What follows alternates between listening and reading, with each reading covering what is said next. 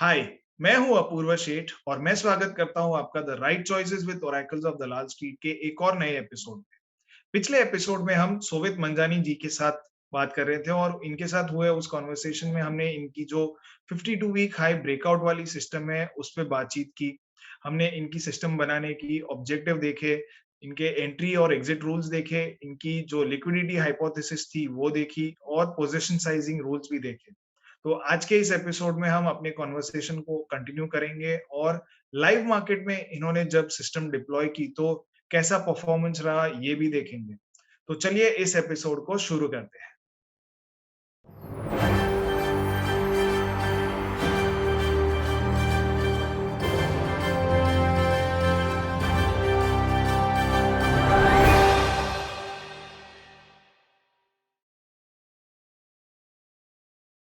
तो 10 लाख की कैपिटल से स्टार्ट किया है। आप इससे 5 लाख से भी कर सकते हो, कोई प्रॉब्लम नहीं है। ठीक है, ये हमने 19 साल के डेटा में अप्रैल 2001 से लेकर के मार्च 2020 तक का 19 साल के डेटा पे इसको बैक टेस्ट किया हुआ है। हमने इस पर कमीशन और स्लिपेज भी ले लिया है। 30% 0.03% जो है वो हमने एक साइड पे रखा है, मतलब कि दोनों साइड मिला करके 0.6% का हमने कमीशन और स्लिपेज का प्रोविज़न किया हुआ है। तो ऐसा नहीं कि हमने स्लिपेज लिया ही नहीं है। और ये डिसेंट नंबर है क्योंकि इसमें ट्रेड बहुत कम आते हैं, ऐसा नहीं कि बहुत ज़्यादा ट्रेड्स आएंगे। तो 0.3% हमने हमारे एक्सपीरियंस के हिसाब से देखा है कि काफ़ी है ऐसे सिस्टम्स के लिए।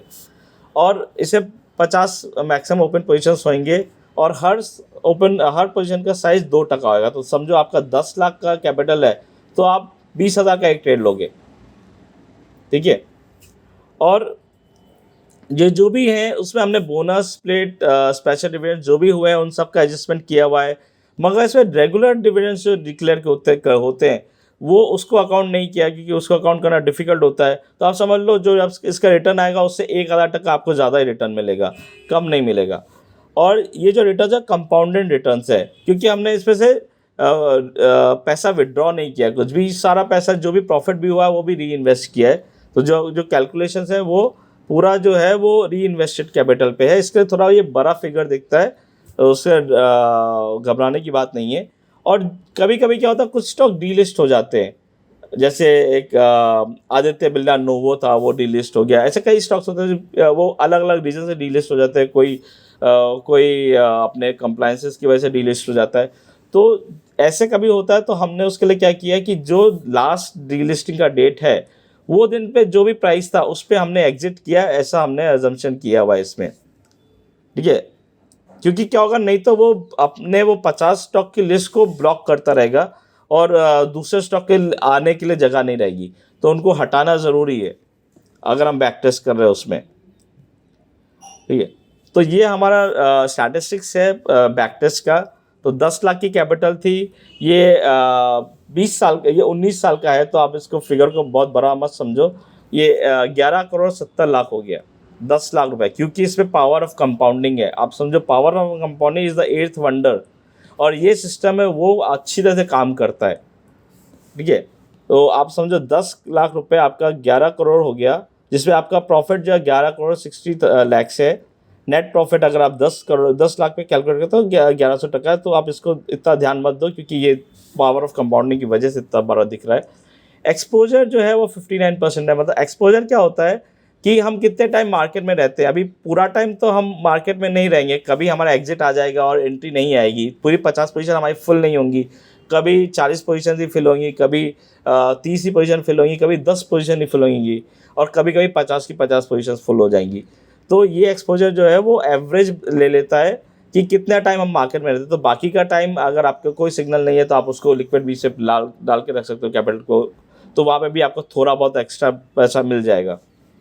ओके, अगर हम आप इसका CAGR कैलकुलेट करते हैं, ठीक है, जो एवरेज एनुअल रेट है तो वो 28.5% के आसपास है। 28% के आसपास हमारा रिटर्न है इसका 19 साल में। और इसमें ट्रांजैक्शन कॉस्ट जो हमने 0.3% लिया था उसका भी 1 करोड़ रुपये तो सिर्फ ब्रोकरेज का ही कॉस्ट है, वो भी हमने पूरा कंसिडर किया हुआ है इसमें। ब्रोकरेज और स्लिपेज भी है उसमें, और अलग दूसरे टैक्सेस भी होते हैं, वो सब मिला करके वो है, क्योंकि ये 19 साल का ये फिगर होएगा। और इसमें करीब 2,200 ट्रेड्स आए हैं। 19 साल में। विन परसेंटेज इसका 46% है, जो कि ट्रेंड फॉलोइंग के हिसाब से काफ़ी अच्छा विन परसेंटेज बोला जाता है। तो लूजिंग परसेंटेज ऑब्वियसली 54% होएगा। ओके, इसमें आप अगर देखोगे तो एवरेज विनिंग जो है ना वो 41% है। मतलब एक ट्रेड जो हमारा विनर होता है ना वो आपको 40% रिटर्न देता है अप्रॉक्सीमेटली, और जो हमारा लूजर होता है वो हमारा 11% लॉस करता है। मतलब कि ये ऑलमोस्ट 1:4 का रेशियो हो गया। तो हर एवरेज लॉस जो हमारा वो 11% होता है, एवरेज प्रॉफिट हमारा 41% होता है। तो यहाँ पे हमारा एज है, इसकी वजह से स्ट्रैटेजी पैसा बनाती है। वो 46% विनर इसकी वजह से नहीं पैसा बनाती, पैसा इसलिए बनाती है क्योंकि जब हमारा विनर जो होता है ना वो बड़ा होता है, 4 गुना बड़ा होता है हमारे लूजर से, इसके लिए हमारा पैसा बनता है। ओके, और हफ्ते में देखा जाए तो करीब करीब 19 हफ्ते जो विनिंग ट्रेड होता है वो करीब करीब 19 हफ्ते तक होल्ड होता है। करीब करीब समझो आप 6 महीना या 5 महीना होल्डिंग रहता है on an average. Okay, consecutive winning trade जो है वो 22 हैं। तो ऐसे 22 ट्रेड जो है एक के बाद एक विनिंग होते हैं। मैक्सिमम ड्रॉडाउन जो है सिस्टम का वो करीब करीब 27% है। आप इसको थोड़ा बड़ा ही समझ के रखो, आप 30-35 समझ टके का आप रिस्क समझ के चलो उसमें, ठीक है। क्योंकि जो भी बैक टेस्ट होता है वो कभी रियल लाइफ में हमेशा अपने जो बैक टेस्ट है उसके बराबर ही होएगा, ऐसा नहीं होता, ठीक है। तो थोड़ा आप ये समझ के चलो कि वो 30-35 टके का आपका रिस्क है, तो मतलब आपने 10 टका डाला है तो आप 3.5 लाख तक का आप रिस्क ले रहे हो कि आपका लॉस जो है वो 3.5 लाख तक हो सकता है ऑन एन एवरेज। और मैक्सिमम बोल रहा हूँ मैं ये, ठीक है। बीच बीच में वो 1-2 लाख लॉस में जाएगा, फिर प्रॉफिट में जाएगा, फिर 1-2 लाख लॉस में जाएगा, फिर प्रॉफिट में जाएगा, ये चलते रहेगा। रिकवरी फैक्टर क्या होता है कि जो हमारा जब लॉस होता है और जब हम नया हाई बनाते हैं, जब जब हमारा इक्विटी कर्व का जब हम लॉस में जाते हैं, फिर हम वापस से वो हाई पे वापस, जब से हम लोग 10 लाख से स्टार्ट किया, समझो हम 15 लाख पे गए, 15 लाख के बाद हम लोग 12 लाख पे गिर गए, तो 12 लाख से वापस से जब हम 15 लाख जाते हैं तो वो कितनी जल्दी होता है, ठीक है। तो वो रिकवरी फैक्टर होता है। तो वो रिकवरी फैक्टर इधर 2.67 है। तो रिकवरी फैक्टर जितना जितना बड़ा हो उतना अच्छा रहता है, ठीक है। कार टू मैक्सिमम ड्रॉडाउन जो अपना ये एनुअलाइज रिटर्न है 28% का, और जो मैक्सिमम ड्रॉडाउन है 27% का, इसका रेशियो है। तो 28.5 डिवाइड बाई 27 वो आपका 1.05 है।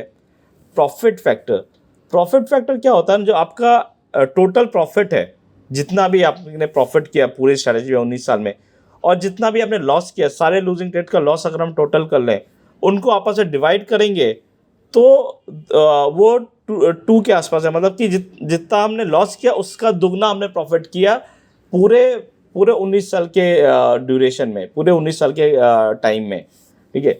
तो ये जनरली 2 या डेट के ऊपर हो तो भी अच्छा है, और 2 भी काफ़ी अच्छा है। 2 तो होना ही चाहिए। तो ये 2 के ऊपर ही है। पे ऑफ रेशियो जो है वो average profit divide by average loss होता है। तो ये भी 2.4 के ऊपर है, 2 के ऊपर अच्छा होता है, तो ये भी ठीक है। शार्प रेशियो जो है वो ट्रेंड फॉलोइंग सिस्टम से नहीं देखना चाहिए, क्योंकि शार्प रेशियो जो है वो उसका वो मीन रिवर्टिंग सिस्टम से ज़्यादा अच्छा दिखेगा आपको।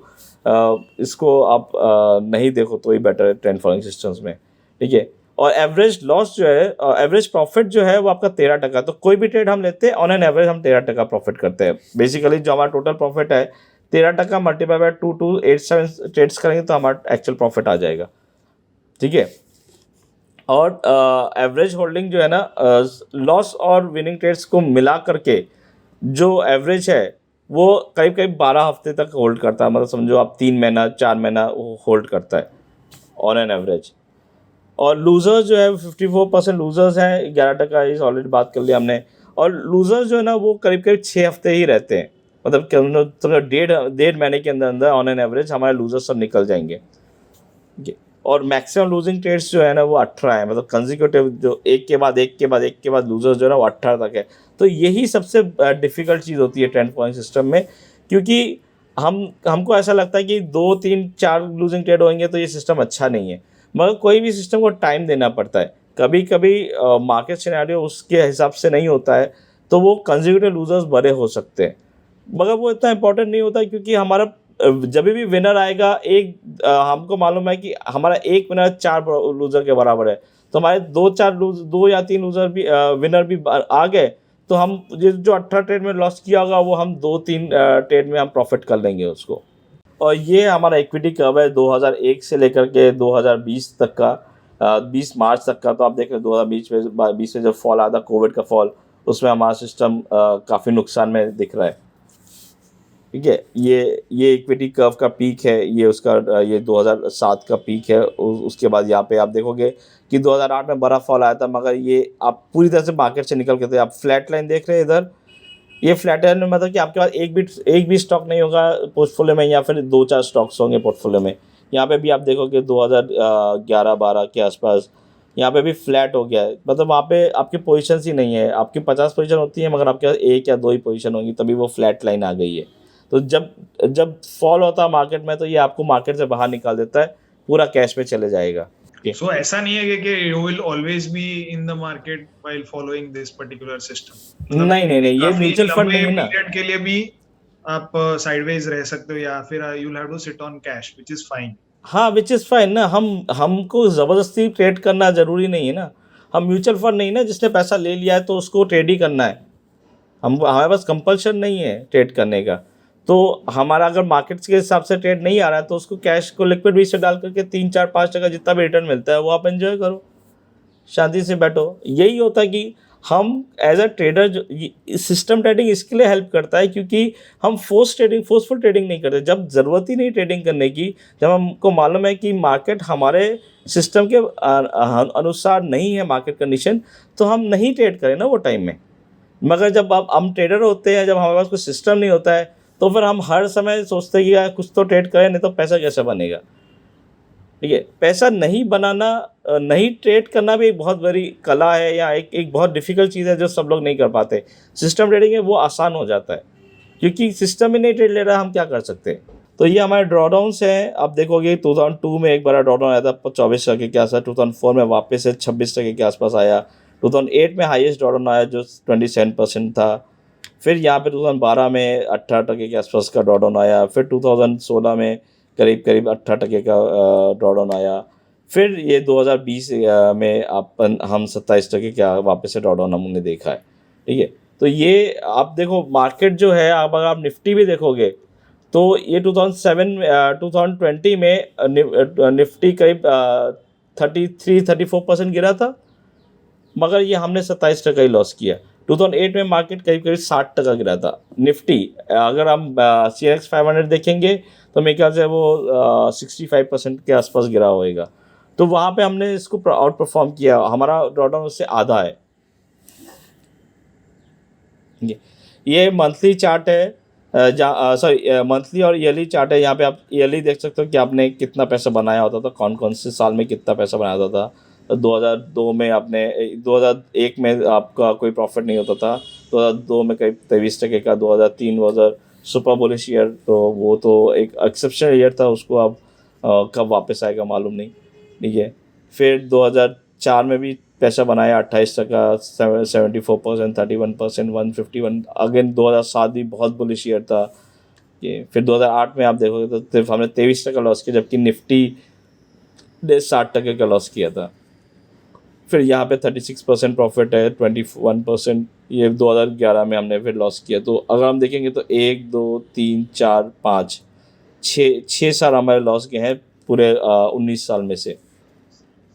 19 साल में से 6 साल लॉस के हैं, बाकी सब में हमने थोड़ा बहुत। और ये 2020 एक्चुअल में लॉस नहीं है, क्योंकि ये सिर्फ 3 महीने का ही डेटा है इसमें। आगे का जो है इसका जो 9 महीने का परफॉर्मेंस है वो हम थोड़ी देर के बाद देखेंगे।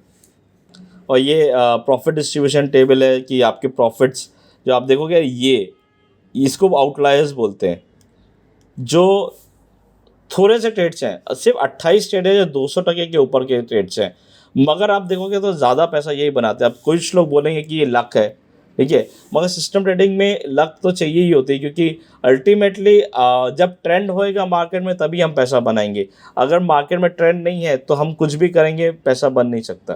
ठीक है, एटलीस्ट ट्रेंड फॉलोइंग सिस्टम से तो पैसा नहीं बनेगा, दूसरे तरीके से बनाना पड़ेगा आपको पैसा।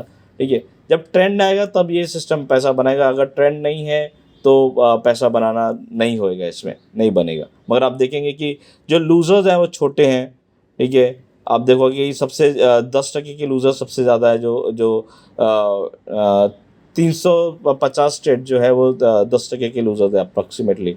सो 5 से लेकर के 15% वाले जो लूजर्स है, आई हाँ थिंक उसमें 80% आपके सारे लूजर्स उसी में आ हाँ जाते हैं। हाँ 80% उधर ही आ जाता है। फिर थोड़े बहुत जो है आउटलायर्स होते हैं, जैसे ये यहाँ पे थोड़े बहुत आउटलायर्स है, जो एक आधा क्या होता है ना कि क्योंकि ये मिड कैप्स हैं, स्मॉल कैप्स भी हैं इसमें, तो कभी कभी क्या होता है स्टॉक 20 टका गिरता है, सर्किट लग जाता है, फिर सर्किट लग जाता है। तो ऐसे कुछ एक आधा ट्रेड्स आ जाते हैं जिसमें हो जाता है वो। तो वो दो जो 4-5 जो आउटलायर्स हैं, मगर उसमें हमारा इतना बड़ा नुकसान है कि हमारा एक ट्रेड पे हमारा 2 टके का ही ट्रेड कैपिटल डिप्लॉयड है। तो अगर 2-5 ऐसे ट्रेड्स हो भी जाते हैं जिसमें हम लोग को 30-40 टके का 50 टके का भी लॉस हो जाता है, तो फ़र्क नहीं पड़ता हमको, क्योंकि वो आउटलायर्स हैं और वो सिर्फ 2 टके का ही हमारा कैपिटल का है। तो अगर 50 टका भी लॉस हो तो हमने अपने टोटल कैपिटल का 1 टका ही लूज़ किया। 1 टका लूज किया। तो उसकी वजह से हम सर्वाइव करते हैं हम्म। और इसकी वजह से हमारा पैसा बनता है। ये जो है ना, इसकी वजह से हमारा पैसा बनता है। तो हम अगर टारगेट रख देंगे, अभी आप कोई बोलेगा कि इसमें टारगेट नहीं है, इसमें कोई टारगेट नहीं है। आपका 50 डे मूविंग एवरेज ही आपका सॉरी आपका 10 वीक मूविंग एवरेज ही आपका ट्रेलिंग स्टॉप लॉस है, क्योंकि जैसे जैसे प्राइस ऊपर जाएगा आपका मूविंग एवरेज तो प्राइस के साथ ही ऊपर जाएगा, और जब उसके नीचे जाएगा तो आप एग्जिट कर दो। तो वो आपका ट्रेलिंग स्टॉप की तरह काम करता है। हम कोई टारगेट की ज़रूरत नहीं है हमको, क्योंकि अगर हम टारगेट रखेंगे तो हम लिमिट कर देंगे, कभी हमारा 200 टका रिटर्न बनेगा ही नहीं। क्योंकि हम क्या टारगेट रखेंगे, 10 टका, 20 टका, 50 टका, 100 टका। तो 100 टका भी अगर टारगेट रख दे तो 100 टके के ऊपर तो कम जा ही नहीं सकता, क्योंकि हमारा टारगेट ही 100 टका है। तो हम बड़ा पैसा कैसे बनाएंगे। हम्म। और ये हमने CNX 500 से कंपैरिजन किया है ये स्ट्रैटेजी का, वही सेम पीरियड 19 साल का। तो आप देखेंगे CNX 500 100 रुपये से अगर स्टार्ट करें तो 904 रुपये होता है इन 19 सालों में, विदाउट एनी विड्रॉल, फुल अगर हम री इन्वेस्ट करते तो। और अगर हमने ये स्ट्रैटेजी में डाला होता था पैसा, तो ये 11,100 रुपये जो है आपके, वो 11,170 रुपये होते हैं, 11,725 रुपये होते थे आपके। जो CAGR है CNX 500 का 19 साल का 12 टके का CAGR है, ये स्ट्रैटेजी का CAGR है 28 टके। तो आप देखोगे डबल से ज़्यादा आपका CNX 500 से एवरेज रिटर्न जो है वो डबल से भी ज़्यादा है ये स्ट्रैटेजी का। हम्म। और हम ड्रॉडाउन की बात करें, जो सबसे बड़ा बुरे में बुरा फेज जो है वो अगर हम देखें तो CNX 500 का आप देखोगे 60 टके के आसपास है 2008 में, और ये स्ट्रैटेजी का 2008 में या सब साल में मिला करके 27 टका मैक्सिमम है।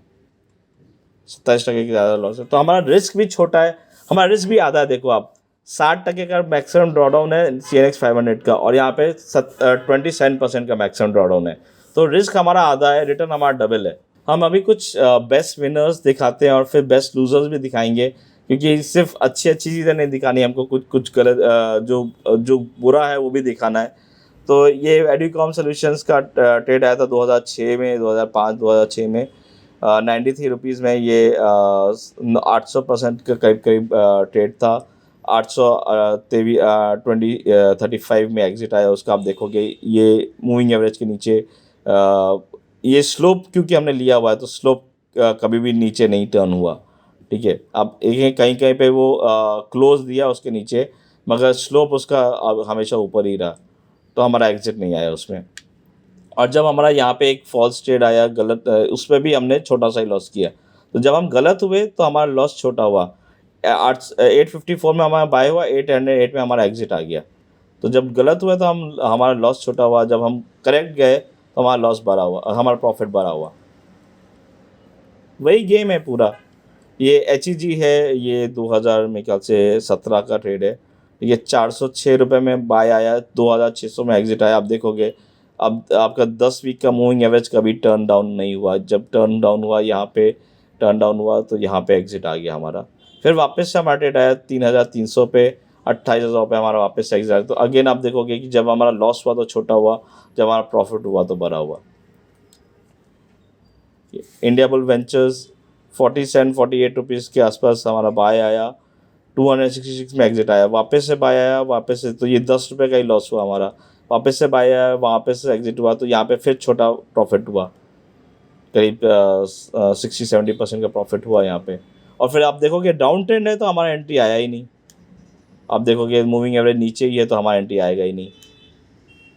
और प्राइस भी ये 130% ऑफ द 52 वीक लो से नीचे ही रहा, 52 वीक हाई के वो नीचे ही रहा, तो हम बाय आएगा ही नहीं इसमें। तो इसके लिए हम बच जाते, क्योंकि वो अगर डाउन ट्रेंड है तो हमारी एंट्री आएगी नहीं, साइडवेज में हमारी एंट्री फिर भी आ जाती है, मगर डाउन ट्रेंड में हमारी एंट्री आएगी नहीं।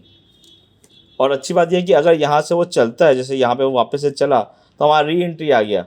तो एक चीज़ ये बहुत इंपॉर्टेंट होती है कि आपका अगर सिस्टम एग्जिट दे देता है मगर अगर वापस से स्टॉक चलने लगता है तो आपको उसमें री एंट्री लेना बहुत ज़रूरी है, नहीं तभी पैसा बनेगा। नहीं तो अगर आप मिस कर जाओगे तो फिर पैसा बनना मुश्किल हो जाता है। तो री एंट्री का कोई भी सिस्टम ऐसा होए जो री एंट्री अच्छी से दे, अगर वो टर्न कर रहा है और वापस से ऊपर जा रहा है तो उस पर री एंट्री भी आनी चाहिए। तो ये सिस्टम जो है वो मिस नहीं करेगा। वो जैसे ही मूविंग एवरेज ऊपर जाएगा, ये दो कंडीशन तो ऑलरेडी फुलफिल होंगी ही। यहाँ पे जैसे ही आपका ये इसके ऊपर चले गया, मूविंग एवरेज अप हो गया, यहाँ पे आपकी एंट्री वापस से आ गई। ये लाओपाला है, 450 टके का प्रॉफिट है, करीब 37 रुपीज़ पे बाय आया, 207 रुपये में एग्जिट आया। आप देखोगे ये आप खुद अपना चार्ट निकाल के देख सकते हो, वीकली चार्ट है ये, ठीक है। तो आप 207 रुपये में एग्जिट आया और यहाँ पे वापस से री एंट्री आई जो नहीं चली, लॉस हुआ हमारा। तो आप देखोगे लॉस जो हुआ वो हमारा करीब करीब 10 टके के आसपास लॉस हुआ, या शायद 20 टके के आसपास का लॉस हुआ, ठीक है। ये लॉस हुआ और वापस से हमारा ट्रेड आया 242 में, वापस से हमारा एग्जैक्ट 272 में। यहाँ पे हमने छोटा सा प्रॉफिट किया। तो एक बड़ा प्रॉफिट, एक छोटा लॉस और एक छोटा प्रॉफिट। तो बेसिकली छोटे लॉस और छोटे प्रॉफिट आपस में नलिफाई हो जाएंगे और अल्टीमेटली जो हमको प्रॉफिट होएगा, जो बड़ा प्रॉफिट होगा वो हमारे जेब में आएगा। वैसे बड़े पैसे में प्रॉफिट में पैसा कमाएंगे, छोटे प्रॉफिट और छोटे लॉस आपस में नलिफाई हो जाएंगे। ये मार्क्सन्स फार्मा का है, 450% रिटर्न। इस पर काफ़ी सारे सिग्नल्स आए, ठीक है। आप देखो कि साइडवेज में काफ़ी सारा एंट्री एग्जिट आता है।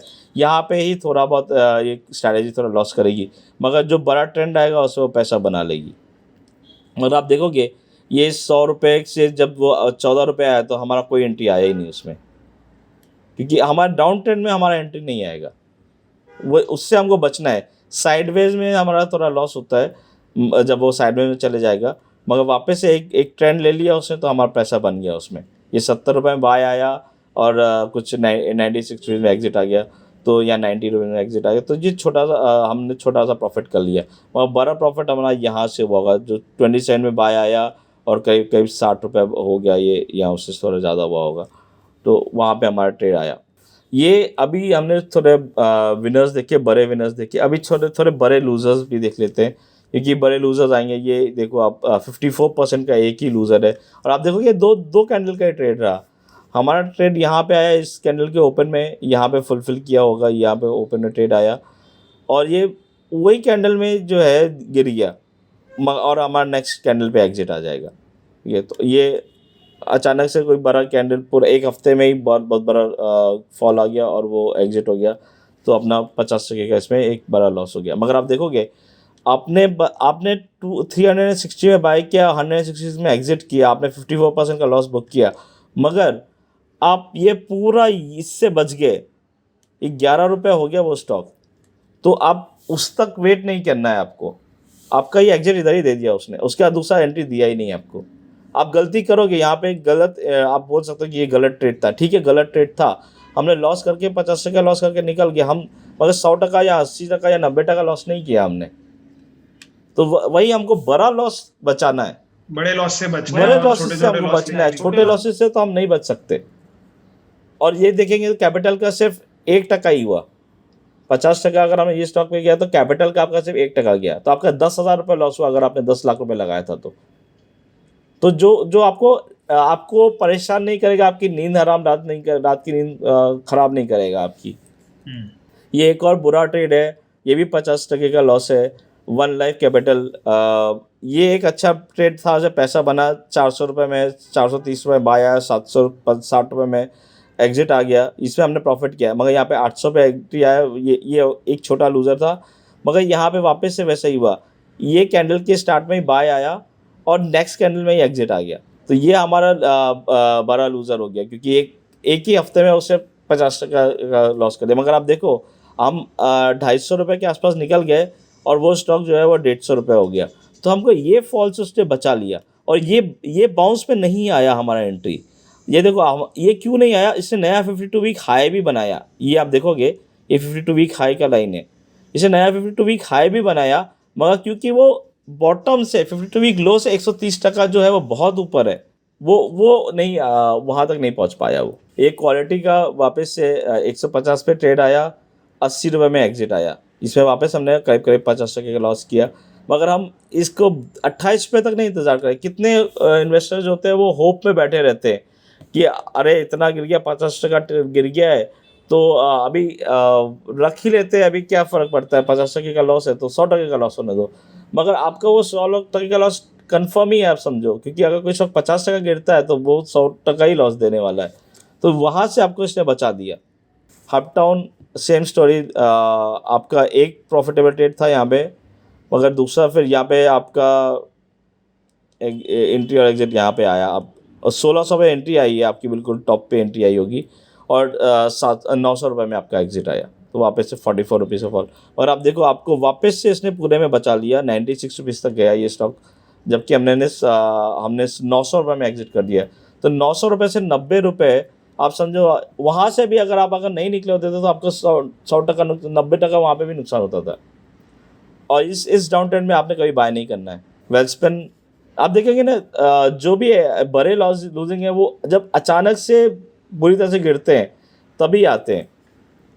ये 222 में एंट्री आई, 146 में एग्जिट आया ये, तो यहाँ पे अपना लॉस हुआ। वापस से आप देखोगे हमारा 146 पे एग्जिट आया, जबकि वो 64 रुपीज़ हो गया। तो हमको उसने एक्चुअली प्रोटेक्ट किया इतने बड़े फॉल से। नवीन फ्लोरिन ये रिसेंटली ट्रेड है 2020 के जो फॉल में आया था ये, तो ये 146 1460 में कुछ बाय आया था, और 977 में एग्जिट आया इसका। ये एक ही कैंडल में कोविड का जो फॉल था मार्च में, उसमें ही वो बड़ा गिरा था, तो उसमें हमारा एग्जिट हो गया, हमारा लॉस बुक हो गया। इसके बाद ये और ऊपर गया, वो अलग बात है, और वो वापस से कैप्चर भी किया उसने, जब वो नया हाई बनाया 949 तो वो ट्रेड भी लिया और बाय किया, और उससे भी प्रॉफिट बनाया। मगर इस ट्रेड में 33% का लॉस हुआ हमारा। तो ये एक बोलता हूँ मैं हमेशा कि the one requirement which is an absolute necessity for making money by trading और investing is to learn being equanimous in the ups and the downs of the equity curve. जब आपका उतार और चढ़ाव तो आपके ट्रेडिंग की जर्नी में आएगा, तो आप वहाँ पे आपको इक्विलिब्रियम बना के रखना है, आपको इक्वानिमस रहना है, तभी आप पैसा बना सकते हो, क्योंकि उतार चढ़ाव तो हर ट्रेडिंग में आने ही वाला है। एब्सोल्युटली। तो अभी हम देखेंगे कि पहले हमने बैक टेस्ट का रिजल्ट देखा था, अब हम जो आउट ऑफ सैंपल हुआ, जो वो पहले वाला रिजल्ट जो था वो अप्रैल 2001 से लेकर के मार्च 2020 तक था। तो अब अप्रैल 2020 से लेकर के जनवरी 22 तक का 22 महीने का परफॉर्मेंस हम देखेंगे। वही हम सेम स्टार्ट करते 10 लाख रुपए से, तो 10 लाख रुपए हमारा 26 लाख रुपए बन गया, जिसमें 16 लाख रुपए का प्रॉफिट है हमारा। जो नेट प्रॉफिट जो है हमारा 164% का प्रॉफिट है। और इसमें हमारा एक्सपोजर आप देखोगे तो 80% है, जो हमारा एवरेज 60% होता था वो यहाँ पे करीब 80% के आसपास है, क्योंकि मार्केट ट्रेंडिंग था तो ज़्यादा ट्रेड्स आए, और हम हमेशा डिप्लॉयड रहे, मोस्ट ऑफ द टाइम हम डिप्लॉयड रहे, 50 की 50 पोजीशन हमारी most of the time full रही, इसके लिए डिप्लॉयमेंट ज़्यादा रहा हमारा, इसके लिए प्रॉफिट भी ज़्यादा हुआ। और अगर हम एनुअलाइज रिटर्न देखेंगे, कंपाउंडेड रिटर्न, तो वो 70% के आसपास है। और इसमें ट्रांजैक्शन कॉस्ट, जिसमें हमारा ब्रोकेज भी आ गया, हमारा स्लिपेज आ गया, हमारा STT और टैक्सेस वगैरह सब आ गया, तो वो करीब करीब 70,000 रुपये हुआ। टोटल ट्रेड्स हमारे 287 ट्रेड्स आए ये पूरे 22 महीने में। और विनिंग परसेंटेज थोड़ा बढ़ गया, बिकॉज ट्रेंडिंग मार्केट था, हमारे फेवर में मार्केट था, हमेशा हमारे फेवर में नहीं रहेगा, बट हमारे फेवर में अच्छा था मार्केट, तो 53% हमारे विनिंग ट्रेड्स रहे और 46% हमारे लूजिंग ट्रेड्स रहे। और एवरेज प्रॉफिट हमने देखो आप, एवरेज हमारा जो 19 साल का एवरेज था वो करीब 41% था, यहाँ पे हमने 46% बनाया है, क्योंकि हमारे फेवर में ट्रेंड था, हमारे स्ट्रैटेजी के अनुकूल मार्केट चल रहा था, इसके लिए हमने बनाया। हमेशा हमारे अनुकूल मार्केट रहेगा ऐसा ज़रूरी नहीं है, ठीक है।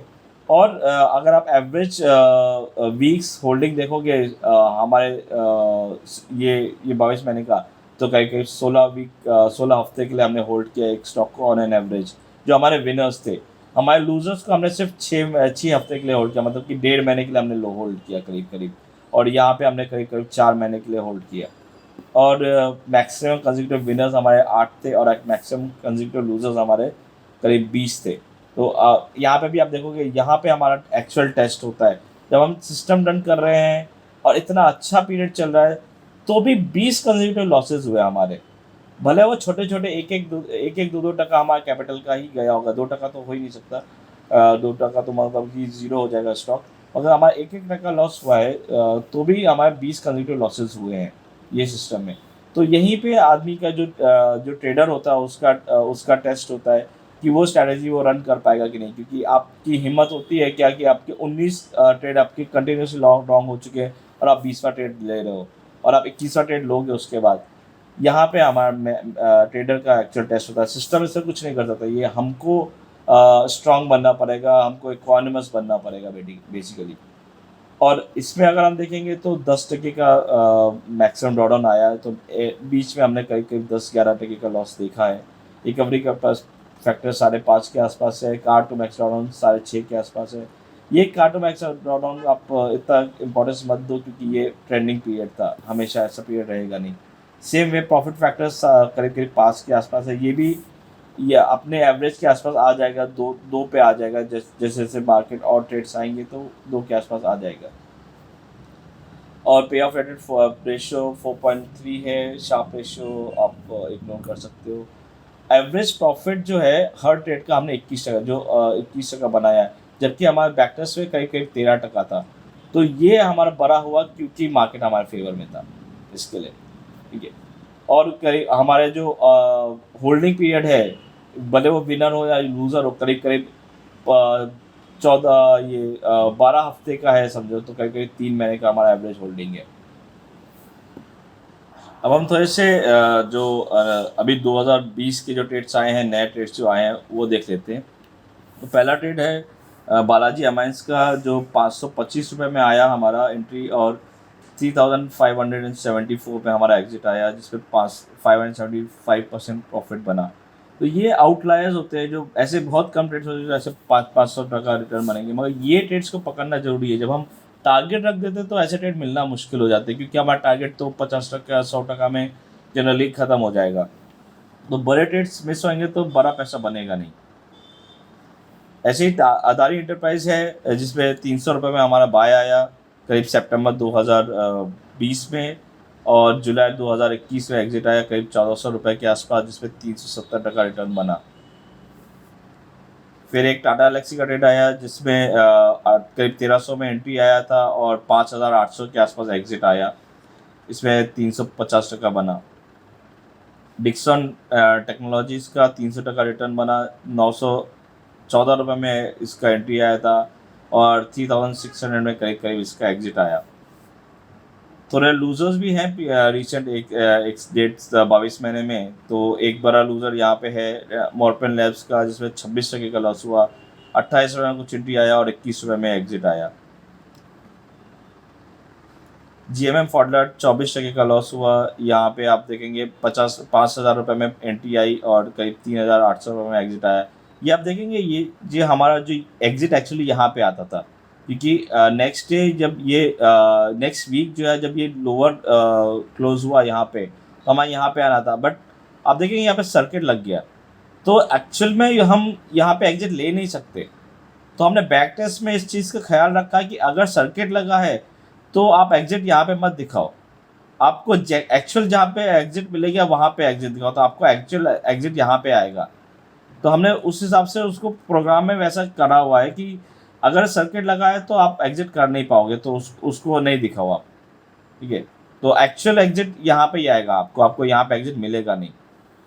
वो कई लोग अगर बराबर से आप कोडिंग नहीं करोगे तो ये चीज़ आपको बराबर से नहीं दिखेगी, उस चीज़ का ख्याल रखना पड़ता है। ऐसा रिटर्न अच्छा दिखेगा, लॉसेस आपको इतने 50-50 टके के लॉसेस दिखेंगे नहीं आपको, मगर जनरली ऐसा जब सर्किट पे चले जाता है, क्योंकि अपने मार्केट में ऐसा रूल है कि सर्किट पे डाल देते हैं स्टॉक्स को, तो जब तक वो सर्किट खोलेगा नहीं हमको एग्जिट मिलेगा नहीं, लाइव मार्केट में नहीं मिलेगा, तो हम बैक टेस्ट से भी उसको ले नहीं सकते। आइडिया सेलुलर का हमारा 23 टके का लॉस हुआ, जो 12 रुपये में एंट्री आई थी, 9 रुपये में एग्जिट आया।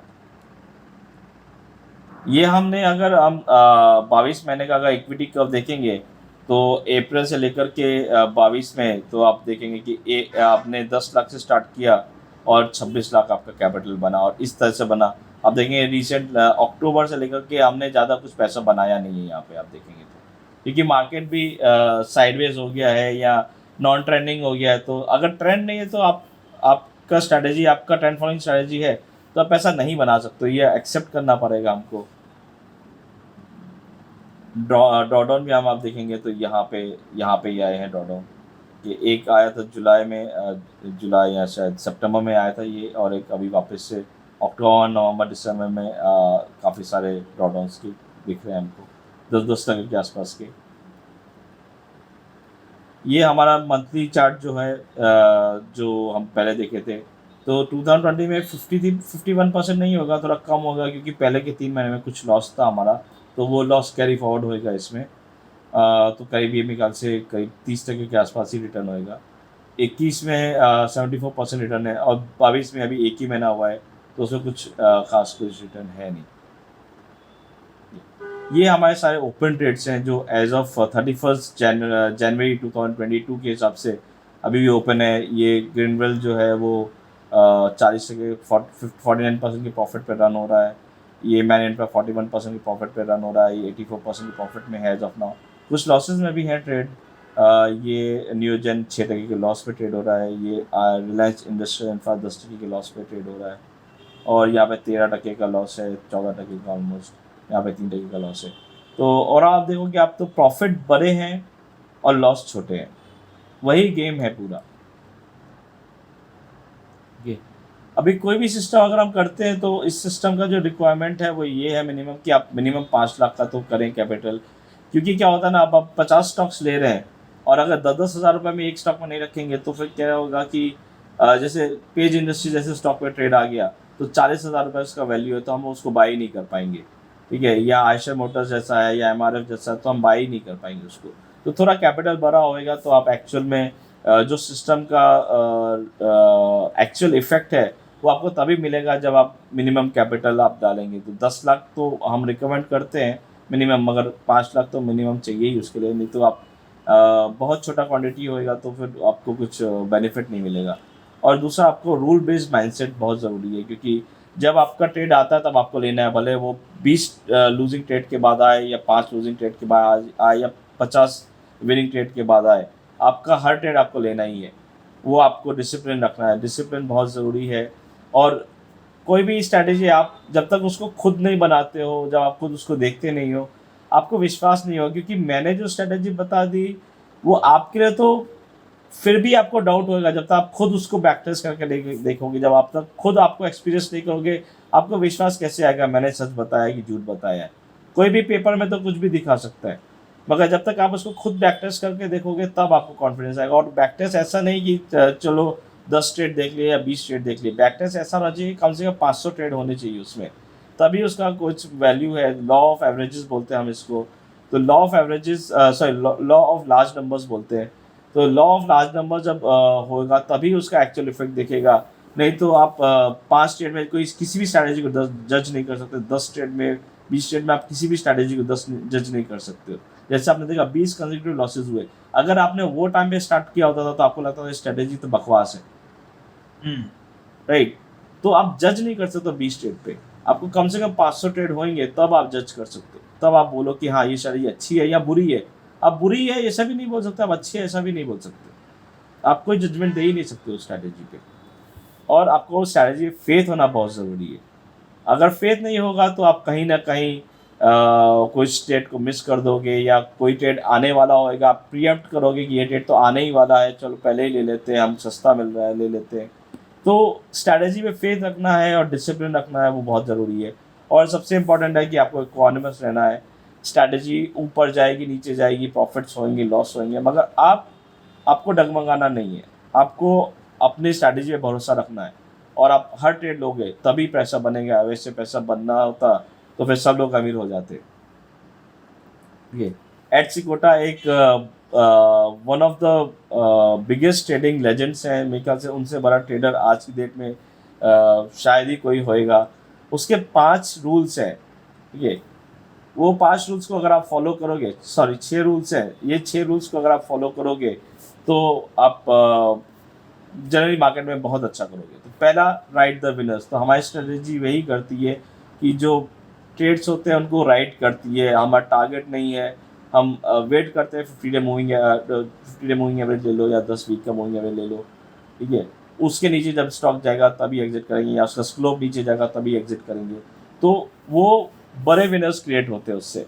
और हम लॉसेस को छोटा रखते हैं, कट योर लॉसेस, ये वो बहुत बड़ा इंपॉर्टेंट है। तो इस स्ट्रैटेजी में हम अपने लॉसेस को कम रखते हैं। मैनेज और रिस्क, तो हम यहाँ पे रिस्क मैनेज कर रहे हैं। हमने 50 पोजीशन ली है, हर पोजीशन में सिर्फ 2-2% का ही हम लोग डिप्लॉयमेंट कर रहे हैं। तो अगर 50% भी स्टॉक गिर गया तो भी हमारा 1% का ही लॉस होएगा। तो अगर 20 लॉस भी हो गया हमारे, तो भी हमारा 20% ही लॉस होएगा। तो वहाँ पे हम अपना रिस्क मैनेज कर रहे हैं, और हम अपना स्टॉप लॉसेस यूज़ कर रहे हैं हमेशा।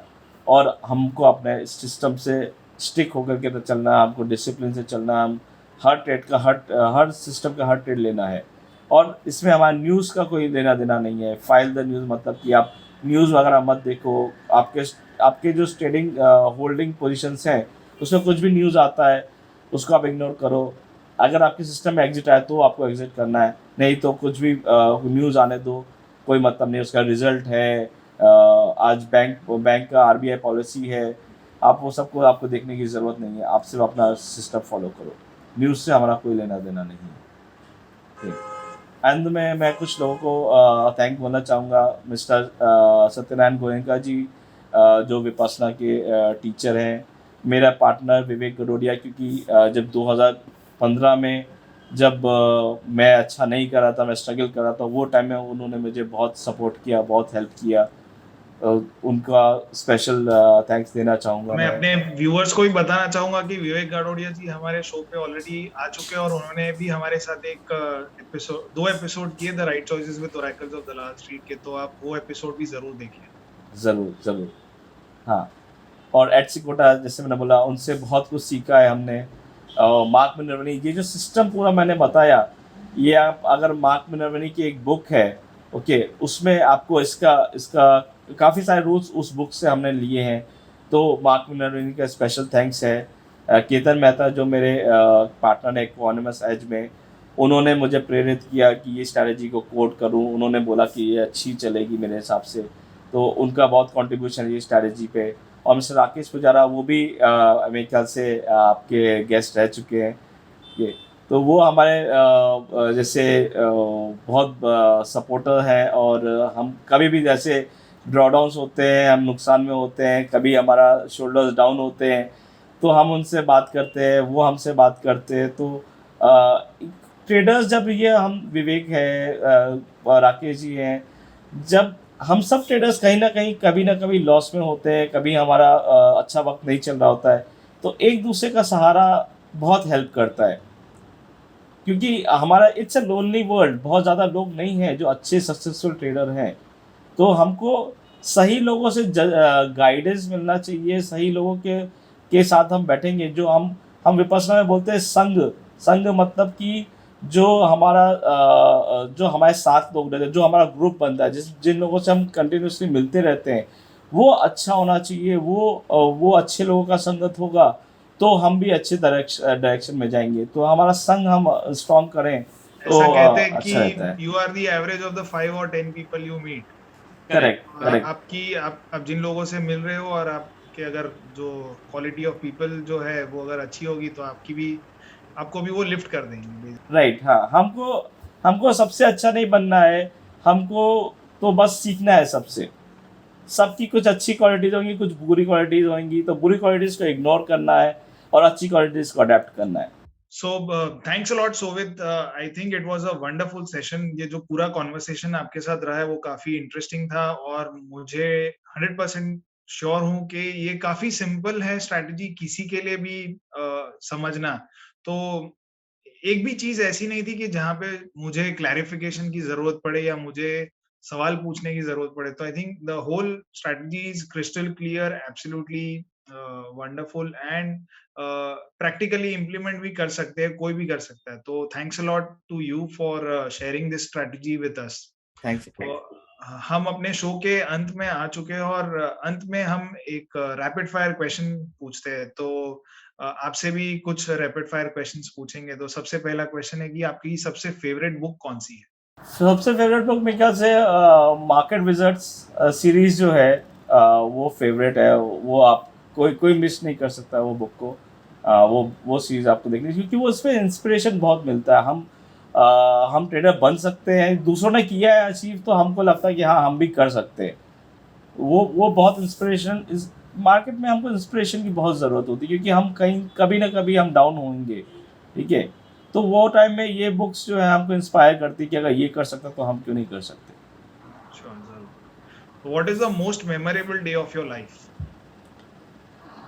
निर्मला सीतारमन डे। वो जो निर्मला सीतारमन का जो कैंडल था वो, जो on corporate that day tax का आई आया वाज, था जिस दिन। जिस दिन कॉर्पोरेट टैक्स आया था, I lost 10% of my capital on that day. Okay, so you are short. I was totally short. मेरा कम से कम 10 एक शॉर्ट पोजीशन, 10 या 12 शॉर्ट पोजीशन होएगा वो टाइम में। एंड और वो दिन सबसे बड़ी बात ये कि मैं रिसोर्ट में था, आई वॉज ऑन लीव, और मैं फैमिली के साथ था, और मैं बच्चों के साथ खेल रहा था, और मैं देख रहा हूँ 10 बजे तक तो सब कुछ शांत था, कुछ प्रॉब्लम नहीं था, सारे शॉर्ट पोजीशन प्रॉफिट में थे, काफ़ी सारे शॉर्ट प्रॉफिट में थे। और अचानक 10 बजे क्या हुआ मालूम नहीं, और वो सब लॉस में चलते चले गए। बट सिस्टम थे, एग्जिट हो गया। हमारी टीम बैठी रहती है पूरा टाइम, मॉनिटर करती है, तो हमको बैठने की ज़रूरत नहीं होती है। वो तो एग्जिट आ गया तो सिस्टम ने निकाल दिया सब लॉस करके। बट और उस समय आपका एक चीज़ वो इम्पोर्टेंट होती है वो टाइम में कि मेरी वाइफ को भी मालूम नहीं पड़ा कि मैंने 10 टके का लॉस किया उस दिन में, या मेरे बच्चों को मालूम नहीं पड़ा कि मैंने 10 टके का लॉस किया। वो चेहरे पे आपके आना नहीं चाहिए कि आपने 10 टके का प्रॉफिट किया वो दिन या 10 टके का लॉस किया वो दिन। वो आपके चेहरे पे आएगा तो फिर आप अच्छे ट्रेडर नहीं हैं। आपके आपके करीबी लोगों को भी नहीं मालूम पड़ना चाहिए। Okay, that's an interesting piece of advice. I think बहुत जो ये एक्सपीरियंस ट्रेडर्स होंगे वही ये कर पाते हैं। मेरा लास्ट क्वेश्चन ये है कि one life lesson that you would like to share with all of us. Life lesson ये है कि बाकी सब तो चलते रहेगा लाइफ में, प्रॉफिट लॉस पैसा सब बाय प्रोडक्ट्स हैं मेरे हिसाब से। सबसे इम्पोर्टेंट है कि हमको अपने ऊपर ध्यान देना चाहिए, क्योंकि अल्टीमेटली जो भी हम कर रहे हैं उसका वही जो हम आज करेंगे उसका इफेक्ट हमको कल मिलने वाला है, उसका बेनिफिट हमको कल मिलने वाला है। तो we have to be in present. जैसे आपने बोला मैं विपश्यना करता हूँ, तो वो थोड़ा मेडिटेशन करें, थोड़ा अपने आप पे ध्यान दें, क्योंकि हमको it is a journey of finding our self. हम दूसरों को सुधार नहीं सकते, हम दूसरों में कुछ चेंज ला नहीं सकते, हम अपने आप को ही बेटर कर सकते हैं। तो अपने आप को बेटर करते रहना है, अच्छे लोगों से मिलना है, अच्छे लोगों की संगत रखनी है, और अपने ऊपर काम करना है थोड़ा, जितना हो सके। ये सब चीज़ें चलती रहेंगी। ऑल दीज आई से आर बाय प्रोडक्ट्स, सब आपको मिल जाएगा अपने आप।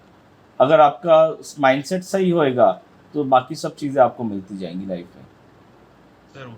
सो thanks a lot. So those are good piece of advice for everyone, and I am sure के अगर हम ये अपनी जिंदगी में उतार सके तो we will be better human beings. Yes, So thanks a lot Sovit for sharing your insights with us। आपने अपनी जो सिस्टम बनाई है वो हमारे साथ शेयर की, हमारे व्यूअर्स के साथ शेयर की, तो उसके लिए धन्यवाद। और thanks a lot once again. Thanks a lot Apurva. और मैं लास्ट में ये भी बोलना चाहूँगा कि मेरा खुद का पैसा इसमें इस एग्जैक्ट सेम स्ट्रैटेजी में कोई चेंज नहीं है रूल्स में। मेरा खुद का पैसा लगा हुआ है इस स्ट्रैटेजी में। तो ये थे सोवित मंजानी जी। इनके साथ हुए पूरे कॉन्वर्सेशन में हमने इनकी 52 वीक हाई ब्रेकआउट सिस्टम, या फिर जो इन्हें ये दृष्टा सिस्टम कहते हैं, हमने इसके बारे में बात की। हमने सिस्टम बनाने का ऑब्जेक्टिव देखा, एंट्री एग्जिट, लिक्विडिटी और पोजीशन साइजिंग के हाइपोथेसिस भी देखे। इसके बाद हमने 20 साल का बैक टेस्ट परफॉर्मेंस देखा, और पिछले 22 महीने में जब इन्होंने ये सिस्टम को लाइव मार्केट में डिप्लॉय किया है उसका भी परफॉर्मेंस देखा, which was very much exceptional. तो आई एम श्योर कि इनके साथ हुए पूरे कॉन्वर्सेशन में आपको सिस्टम ट्रेडिंग और ये जो 52 वीक हाई सिस्टम है उसको कैसे डिप्लॉय करना है इसके बारे में काफी जानकारी मिली होगी। तो आई एम श्योर कि आपको ये पूरा कॉन्वर्सेशन काफी इंटरेस्टिंग लगा होगा, इंसाइटफुल लगा होगा। तो ऐसे ही इंटरेस्टिंग कॉन्वर्सेशंस को आगे भी देखने के लिए हमारी चैनल को जरूर सब्सक्राइब कीजिए। तो मिलते हैं अगले एपिसोड में ऐसे ही किसी इंटरेस्टिंग गेस्ट के साथ। Thank you. जैसे मैंने बोला कि फंडामेंटल इन्वेस्टर्स होते हैं, वो लोग ऐसे स्टॉक्स कभी बाई नहीं करेंगे। जो जो जो टेक्निकल इन्वेस्टर्स होते हैं वो शायद ये बाई करें। तो it depends on your strategy, what type of strategy you are actually running, उसके ऊपर डिपेंड करता है।